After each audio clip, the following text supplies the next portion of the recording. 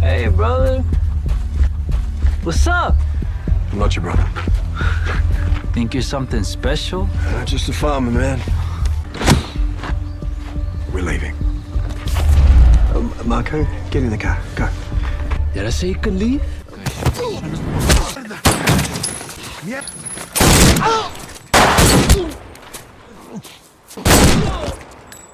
Si Joe ay isang magsasaka ng avocado na nagpapatakbo ng isang malaking sakahan sa Mexicali, kasama ang kanyang partner na si Estrella, kung saan meron silang mga lokal na empleyado at nagsusuplay sa lokal na komunidad.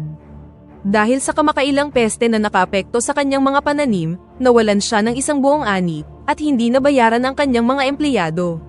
Dahil dito, si Joe ay bumaling sa tanging bagay na alam niya, ang pakikipaglaban. Si Joe ay hindi lamang isang ordinaryong magsasaka, dati siyang Special Forces soldier na dalubhasa sa hand-to-hand combat, na ngayon ay mas piniling magkaroon ng tahimik na buhay. Nagpasya si Joe na lumahok sa isang underground fighting tournament, kung saan kahit ang mga pulis ay pumupunta para pumusta. Bawat panalo ay magbibigay sa kanya ng payout, kaya nagpasya siyang lumaban hanggang sa matalo siya. Sa kanyang corner, kasama niya ang kanyang empleyado at kaibigang si Lopez. Ang kanyang unang kalaban ay nagkamali ng pagkagat sa kanya, at tinapos siya ni Joe sa isang chokehold.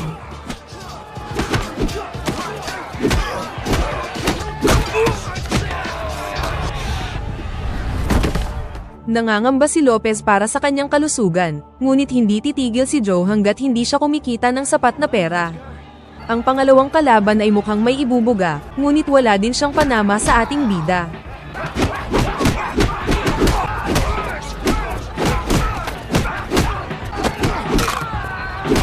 Pagkatapos makatanggap ng ilang pag-atake mula kay Joe, nagpanggap siyang sugatan upang maglunsad ng isang palihim na pag-atake, ngunit nabigo din yun at marahas siyang inatake ni Joe hanggang sa bumagsak siya.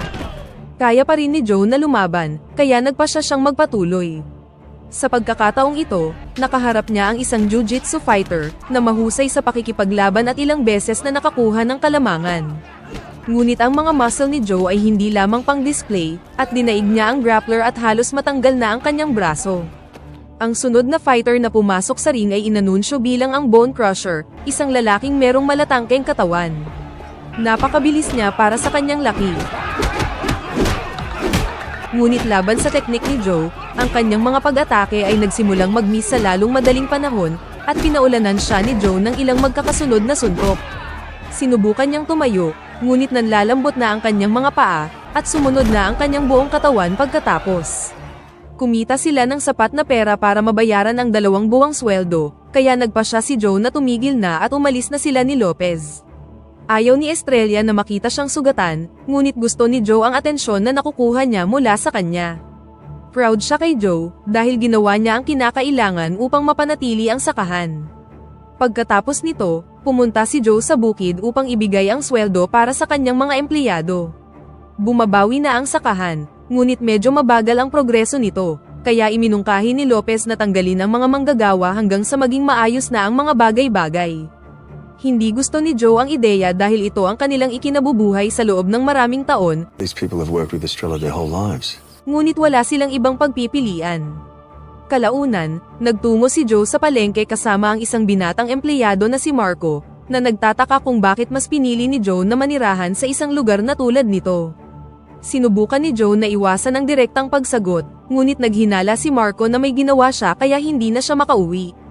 Sa huli, inamin na ito ni Joe at ibinunyag na dati siyang isang for-hire na sundalo na lumalaban para sa maling panig, kaya inimbitahan siya ng ama ni Estrella sa Mexicali upang i-train ang Auto Defense Group o Community Police sa kanilang lugar. Gustong-gusto niyang lumaban tulad ni Joe, ngunit sa palagay ni Joe ay may mas magandang buhay doon kaysa sa pakikipaglaban sa lahat ng oras.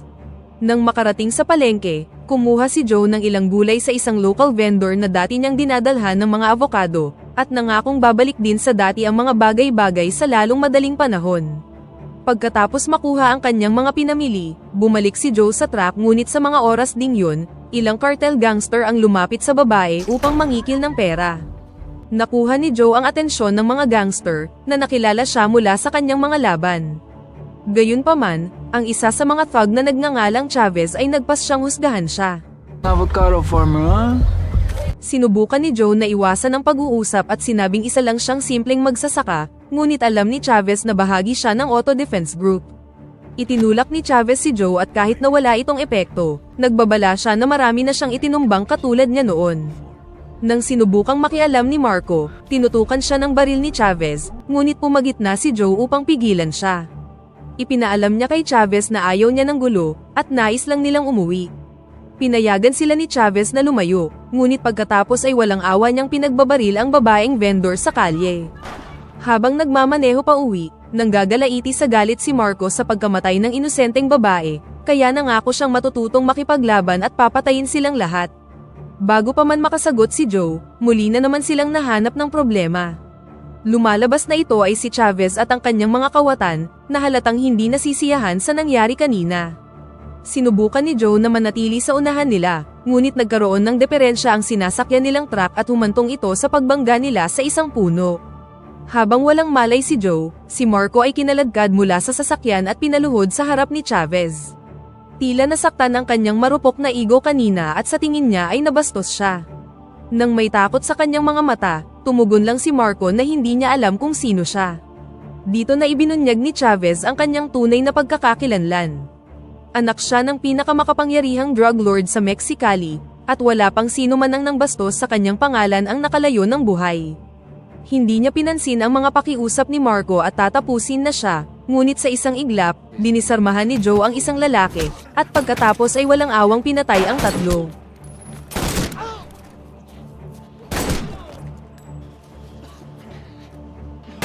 Napaiyak si Marco at takot na takot, ngunit alam ni Joe na hindi sila maaaring manatili, kaya kinuha niya ang 2 pala mula sa trunk at inutusan si Marco na kailangan nilang linisin ang pinangyarihan.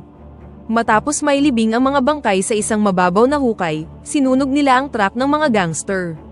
Humanga si Marco sa husay ni Joe, ngunit para sa kanya, ito ay pumatay o mapatay. Nang maiuwi na ni Joe si Marco, ipinapangako niya sa kanya na huwag sabihin sa sino man ang tungkol sa nangyari kanina, at nangako na magiging ayos lang ang lahat. Makalipas ang ilang linggo, wala pang nangyayari matapos ang insidente at bumalik na sa normal ang buhay, kung saan unti-unti nang nakaka-recover ang bukid. Kasabay nito, ipinagpatuloy ni Joe ang pagsasanay, ngunit nag-aalala si Estrella sa muli niyang pagsabak sa mga laban. Gayunpaman, sa tingin ni Joe ay mas mahusay na maging isang mandirigma sa isang bukid, kaysa sa isang magsasaka sa digmaan, isang pahiwatig na may masamang mangyayari sa lalong madaling panahon. Pagkatapos ay nagtungo si Joe sa bukid, ngunit nakasalubong niya doon ang 2 misteryosong lalaki.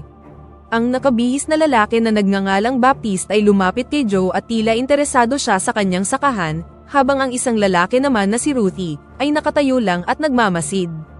Hindi sila pinayagan ni Joe na maglakad sa gitna ng mga puno ng prutas, ngunit pumayag siya na ihatid sila pabalik sa kanilang sasakyan. Habang nasa daan, kaswal na nagsalita si Baptiste tungkol sa kanyang pagmamahal sa agrikultura, ngunit hindi siya isang negosyante. Siya ang malupit na kanang kamay ng general, at si Ruthie ang kanyang personal na enforcer. Oh, this is us. We can take it from here. We appreciate the ride. Nang maghiwalay na sila, naramdaman ni Joe na merong mali. Nagpapanik siyang tumakbo pabalik sa bahay at sinabi kay Estrella na kailangan na nilang umalis. Nasangkot siya sa isang gulo kamakailan at ngayon ay nahanap na sila, ngunit wala na siyang oras para magpaliwanag pa at hinimok siya na kunin na ang kanyang mga gamit. Naramdaman ni Estrella ang kanyang takot at nagmamadaling nag-impake. Sinubukan ni Joe na tawagan si Marco ngunit hindi siya sumasagot, at sa sandaling yun, merong pumatok sa pinto. Nabunyag na si Baptiste na naman ito, na ipinakilala ang sarili bilang isang representative ng Guacamo Corporation. Ayon sa kanya, interesado silang bumili ng malaking bahagi ng kanilang ani, ngunit halatang may masama siyang intensyon. Inimbitahan siya ni Estrella sa loob at inalok siya ng makakain, ngunit habang nag-uusap, ang mga bagay-bagay ay naging mas kakaiba at nakakalito. Ipinagpatuloy niya ang pakikipag-usap tungkol sa pagbili, kahit maraming beses na sinubukan ni Estrella na tanggihan ang kanyang alok. It's not an answer we could give you today. Nag-iba ang tono nang mapansin ni Baptiste ang kanilang mga bag at nagtanong tungkol sa kanilang destinasyon. Are you going on vacation? Ipinaliwanag ni Estrella na bibisitahin nila ang kanyang buntis na kapatid. What's her name? Ngunit alam ni Baptiste na ito ay isang kasinungalingan. Ibinunyag niyang alam niyang si Estrella ay anak ng isang sundalong namatay sa pakikipaglaban sa mga kartel. Pagkatapos ay binanggit niya sa usapan ang truck ni Joe, at kahit na ito ay muling pininturahan, masasabi niyang nasangkot ito sa isang aksidente. Sinabi sa kanya ni Joe na ito ay isang aksidente sa pagsasaka, ngunit hindi pa dito tumigil si Baptiste. Kamakailan lang, natuklasan ng isang nasunog na truck sa ari-arian ng isang magsasaka, at sa malapit, natagpuan ng isang mababaw na libingan na naglalaman ng anak ng makapangyarihang mob boss.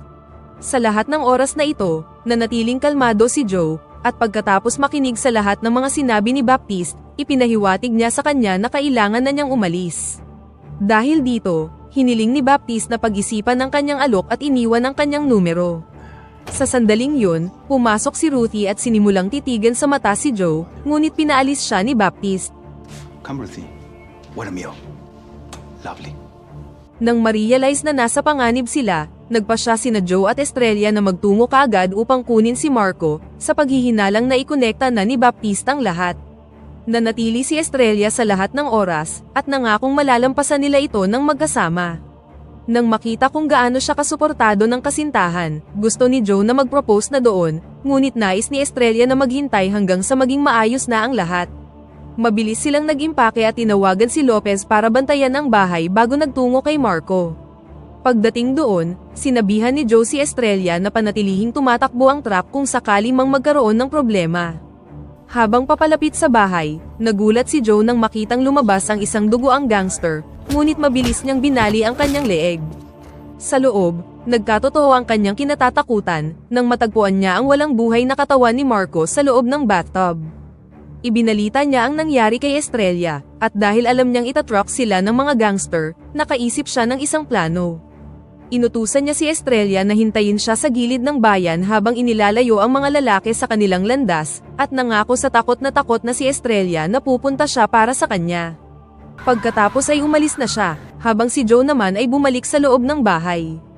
Doon, tiningnan niya ang kanyang batang kaibigan, at ang kanyang kalungkutan ay unti-unting napalitan ng galit. Hindi nagtagal, isang grupo ng mga armadong lalaki ang lumapit sa bahay, ngunit lumabas si Joe upang salubungin sila habang armado ng isang itak. Dahil sa galit na kanyang nararamdaman, sinimulan ni Joe ang paghiwa sa mga lalaki.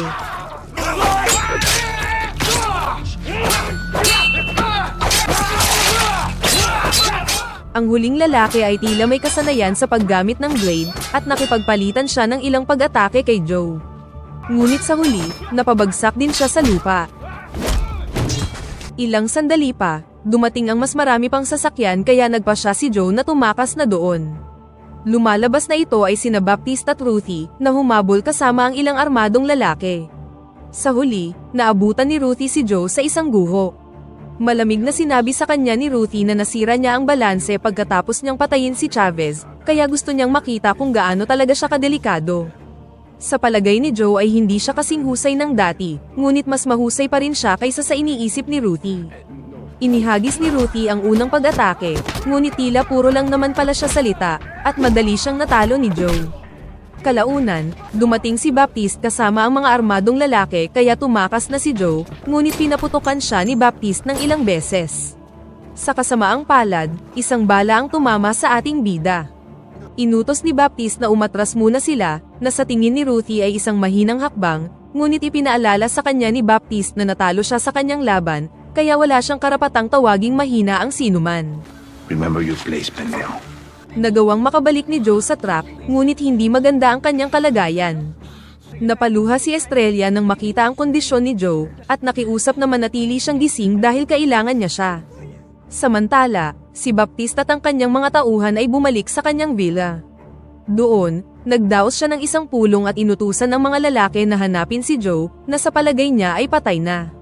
Nang umalis na sila, ibinunyag niya ang kanyang tunay na intensyon. Gusto niyang itago ang pagtakas ni Joe mula sa general, at planong ipaalam sa kanya na kasama niya si Ruthie. Makalipas ang ilang araw, nagising si Joe sa isang sira-sirang kubo, kung saan inalagaan siya ni Estrella hanggang sa makarecover siya, sa pamamagitan ng pagpapakain sa kanya ng ilang mga gulay at mga pagkaing mahawakan niya. Sa mga oras na yun, nakatanggap sila ng masamang balita, at nalaman na tinake over na ni Baptiste ang kanilang sakahan at ang kanilang tahanan. Baptiste has taken over the farm. Sa tingin ni Joe ay dapat silang magtungo sa Hilaga at subukang buuin muli ang kanilang buhay, ngunit hindi pumayag si Estrella na iwan na lang ang pamana ng kanyang pamilya sa kamay ng isang magnanakaw.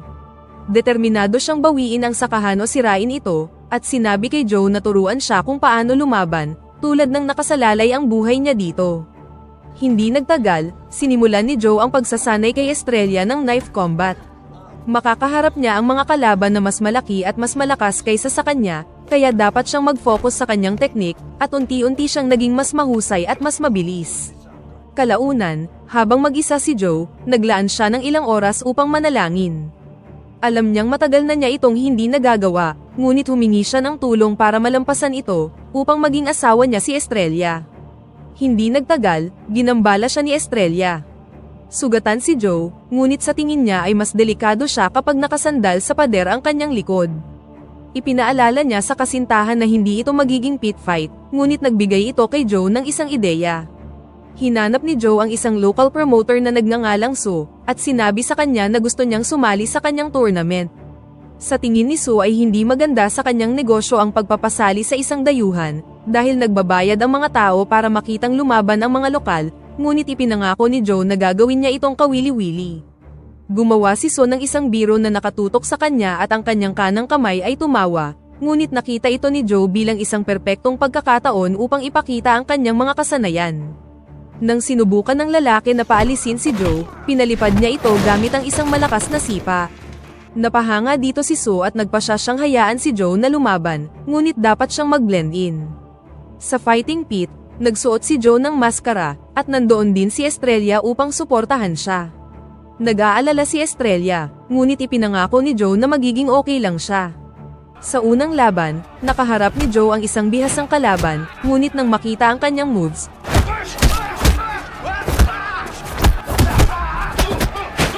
nagpasya si Sue na tumaya sa kanya. Walang awang binugbog ni Joe ang kanyang kalaban, at pagkatapos ay tinapos siya sa pamamagitan ng paglagay sa kanya sa isang headlock. Malapit nang magsimula ang kanyang pangalawang laban, ngunit hindi natuloy ang alinman sa kanyang plano, nang magpakita sina Baptiste at Ruthie doon. Kinidnap ni Baptiste si Estrella habang tinututukan siya ng baril. Nang makita ni Joe si Ruthie doon na nakatitig sa kanya, alam niyang merong mali. Dahil dito, walang awa niyang dinurog ang kanyang kalaban, at pagkatapos ay hinabol si Estrella, ngunit nakuha na siya. Umuwi si Joe na malungkot, at sinisi ang sarili nang hayaan niyang madukot ang kanyang minamahal. Nagwala siya dahil dito, at sinira ang buong silid dahil sa galit. Nang kumalma na si Joe, isang bagay na lang ang natitira sa kanyang isipan, at ito ay patayin ang lahat. Sa pangangailangan ng armas, binisita ni Joe ang isang local arms dealer. Ipinakita sa kanya ang mga paninda, ngunit hindi sapat ang pera ng ating bida. This doesn't sound like 3,000. I said I don't have it. Tumanggi ang dealer na ibalik niya ang anumang baril at nagpas siyang patayin si Joe at kunin ang kanyang pera, ngunit ito ay isang malaking pagkakamali. Mabilis na pinatay ni Joe ang lahat ng tauhan ng dealer, at sinaksak siya ng isang blade. Ngayon, mawawala sa kanya ang lahat ng kanyang mga baril, ngunit nagbabala si Joe na kung susunod siya sa kanya, mawawala din sa kanya ang kanyang buhay. Sa pag-alis ni Joe, sinubukan ng dealer na tumawag ng mga reinforcement, ngunit hindi naman talaga umalis si Joe at mabilis siyang idinispatcha. Kalaunan, dumating si Joe sa farm, kung saan ipinosisyon ni Baptiste ang kanyang mga tauhan sa buong lugar, at sinimulan ng kanyang pag-atake sa pamamagitan ng pagpapatumba ng dalawang walang kamalay-malay na lookout, at lumapit sa kanila mula sa kakahuyan. Hindi niya nahanap si Baptiste, kaya pumasok si Joe sa bahay at idinispatcha ang mga lalaking nagbabantay doon. Nang bumalik sina Baptiste at Ruthie, lumitaw si Joe at pinatay ang lahat ng kanyang mga tauhan, na iniwan na lamang ang dalawa at hiningi si Estrella. Nangako si Baptiste na ligtas ang kanyang kasintahan, ngunit hindi ito ang huling kahilingan ni Joe. Sinabi niya kay Baptiste na makipag-ugnayan sa kanyang boss, at sabihin sa kanya na hawak na nila ang pumatay sa kanyang anak at pumunta doon kasama ang kanyang mga tauhan, o pareho silang mamamatay. Sa huli, si Baptiste ang gumawa ng tawag. Nagpa siya ang general na pumunta doon, ngunit nangakong sisingilin si Baptiste sa pagtataksil sa kanya. Sa tingin ni Baptiste, ang pagpatay sa kanila ay hindi malulutas ang anumang problema dahil tutugisin pa rin siya ng general. Gayunpaman, handa si Joe na patayin ang lahat na sumubok na tumugis sa kanya. Pagkatapos ay inutos niya kay Ruthie na dalhin si Estrella. Sa palagay ni Baptiste ay sobra-sobra ang ginagawa niya para lamang sa isang sakahan at isang babae, ngunit sila lamang ang mga bagay na maganda sa buhay ni Joe, at handa siyang ipagsapalaran ang kanyang buhay upang protektahan ito. Ilang sandali pa, bumalik si Ruthie kasama si Estrella, na hindi nasaktan dahil hindi ito pinayagan ni Baptiste. Nagtataka si Ruthie kung ano ang sunod na hakbang, ngunit may plano na si Baptiste. Kung mamamatay ang general, mangangailangan ng kartel ng bagong boss, at maaaring siya ang papalit sa kanya. Sa sandaling yun, dumating ang problema sa labas. Isang pangkat ng mga mabibigat na armadong gangster ang pumalibot sa bahay, bago lumabas ang tagapayo ng general na si Santiago, na ang trabaho ay makipag-negotiate kay Joe. Gusto ni Joe na maibalik ang kanyang sakahan, at ipaliwanag sa general kung ano talaga ang nangyari sa kanyang anak. Gusto niyang pumasok ang general sa loob ng bahay, ngunit binasag ni Ruthie ang panloloko at nagbabala kay Santiago na isa lang itong bitag. Pagkatapos ay inatake niya si Baptiste dahil sa pagiging traidor, ngunit pinatay siya ni Baptiste sa pamamagitan ng pagsaksak ng bote sa kanyang leeg.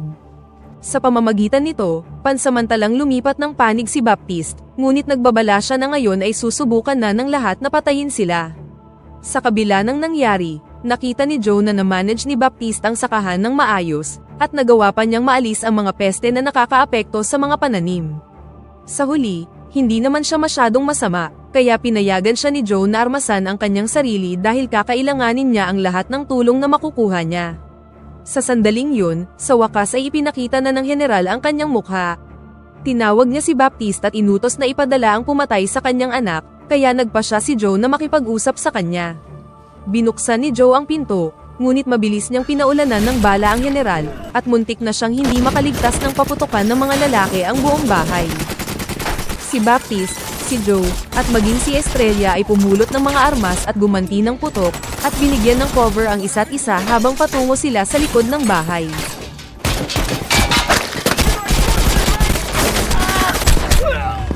Naunang nakalabas si Estrella, kung saan pinatay niya ang isang lalaki bago gumamit ng patalim upang dispatsahin ang isa pang mersenaryo na nag-ooperate ng nakamount na machine gun, bago sinorpresa ang mga gangster gamit ang armas. Sa loob ng bahay, sina Joe at Baptiste ay parehong nakipag-ugnayan sa mga gangster. Naubusan si Joe ng bala at nag-switch sa isang itak, nang makatagpo niya ang parehong bihasang fighter mula kanina. Nagharap ang dalawa at nagawa niyang matamaan si Joe ng isang strike, ngunit mabilis siyang tinalo ng ating bida. Sa mga oras na yun, na-corner si Baptiste ng ilang kalaban, ngunit dumating si Joe sa tamang oras upang iligtas siya, at ang tatlo ay nagpatuloy sa pagpatay sa mga lalaki hanggang sa maubos sila.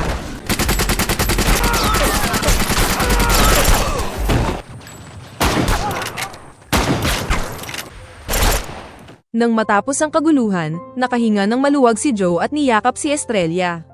Nakipagkamay si Baptiste at bago maghiwalay, hinimok niya si Joe na alagaan ang sarili. Sa huli, nakita ni Joe ang perpektong sandali para mag-propose kay Estrella, at dito na nagtatapos ang pelikula. Kung nasiyahan ka, pindutin ang like button, mag-drop ng komento, at syempre, mag-subscribe para sa higit pang mga recap tulad nito.